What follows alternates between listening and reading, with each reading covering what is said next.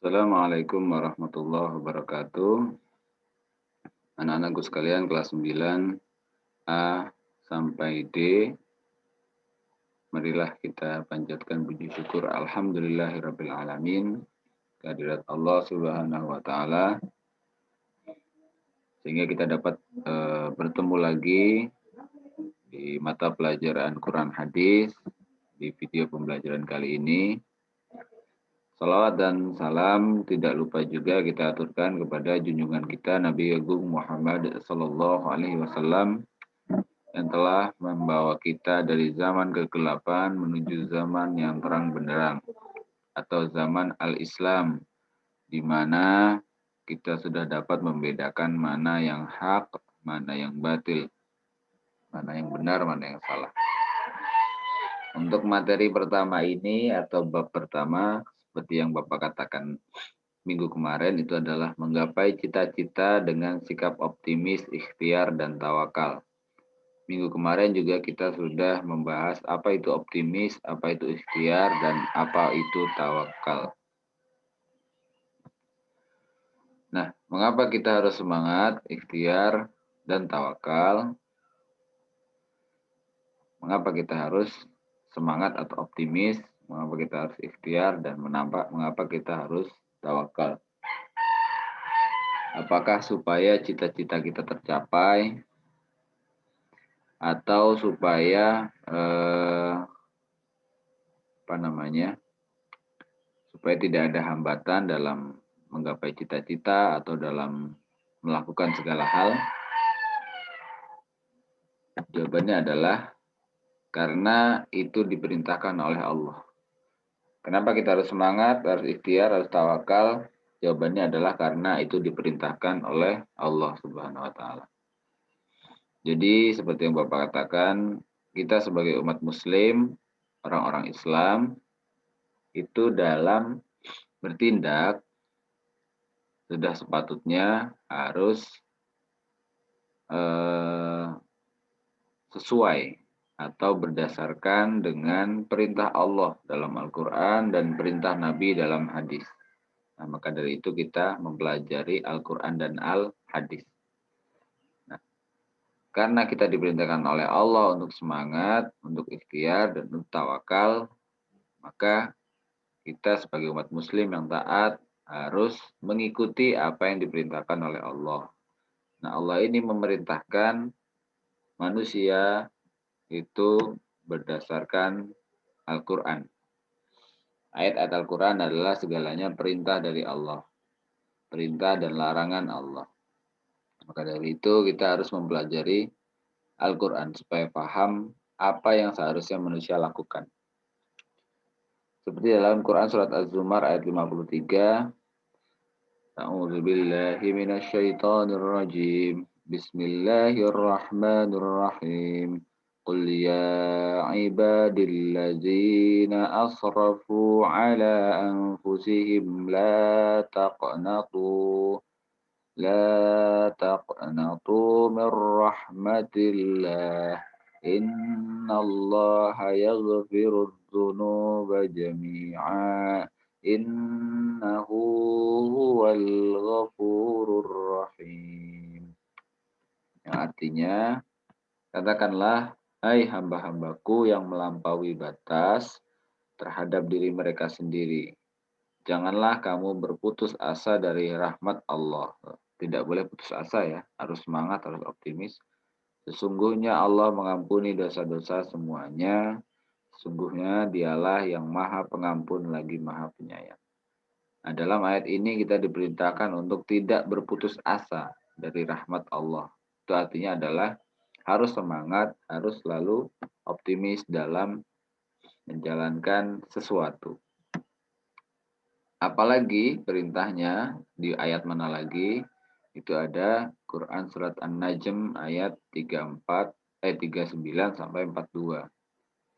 A'udzu billahi minasyaitonir rajim. Bismillahirrahmanirrahim. Wa allaysa lil insani illa ma sa'a. Wa anna sa'yahu sawfa yura. ثم يجزاه الجزاء الأوفى وأن إلى ربك المنتهى. Yang artinya adalah dan bahwasanya seorang manusia tiada memperoleh selain apa yang telah ia usahakan, ya. Dan bahwasanya usaha itu kelak akan diperlihatkan kepadanya, kemudian akan diberi balasan kepadanya dengan balasan yang paling sempurna. Dan bahwasanya kepada Tuhan mula kesudahan segala sesuatu. Intinya adalah manusia diperintahkan untuk berusaha, ya. Dan usaha itu tidak akan mengkhianati hasil kalau dalam dalam ayat ini. Manusia tiada memperoleh selain apa yang telah diusahakannya. Jadi apa yang diusahakan yaitu yang dia dapatkan, ya. Usaha dalam kata lainnya adalah ikhtiar. Tadi sudah semangat, lalu ikhtiar, dan perintah tawakal adalah ada dalam Quran surat Ali Imran ayat 159. Ini merupakan potongan, ya, potongan surat Ali Imran yang artinya yang bunyinya adalah A'udzubillahi minasyaitonirrajim. Bismillahirrahmanirrahim. Fa'idza 'azamta fatawakkal 'alallah. Innallaha yuhibbul mutawakkilin. Artinya, kemudian apabila engkau telah membulatkan tekad, maka bertawakallah kepada Allah. Sesungguhnya Allah mencintai orang-orang bertawakal. Apa itu tawakal? Tawakal itu adalah pasrah. Tawakal adalah pasrah. Atau ya sudah, karena sudah semangat, sudah berusaha, maka kita hanya tinggal menunggu hasil. Itu adalah tawakal. Nah, jadi semangat, ikhtiar, dan tawakal itu kita lakukan semata-mata karena diperintahkan oleh Allah. Bukan untuk menjadi orang yang sukses, bukan untuk menjadi orang yang pandai, tapi itu karena diperintahkan Allah. Sukses dan pandai itu adalah hadiah dari Allah dan bukan tujuan kita. Ya. Kita boleh bercita-cita pandai, tapi kita juga harus semangat, ikhtiar, dan tawakal. Ya, karena itu yang diperintahkan Allah. Apapun tujuannya, semangat, ikhtiar, dan tawakal. Lalu kapan seharusnya kita semangat, ikhtiar, dan tawakal? Jawabannya adalah saat kita memiliki cita-cita. Lalu saat menghadapi kesulitan, itu kita harus semangat, ikhtiar, dan tawakal.